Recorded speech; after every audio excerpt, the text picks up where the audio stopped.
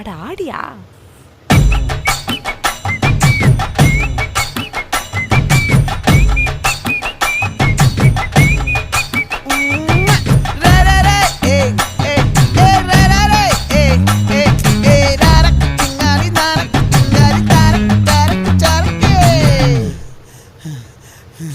விளைஞ்சிருக்கும் என் வெத்தலை கொடி, அட வளைஞ்சிருக்கும் ஒரு சன்னல் வெடி.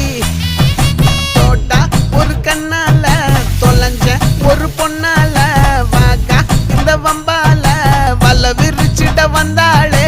பார்த்து வளைச்ச தேக்கு ஓம் பட்ட உடம்பு சோக்கு, என்ன குத்தும் குறும்பு மூக்கு, கொஞ்சம் ஓய்வை கொடுத்து தாக்கு.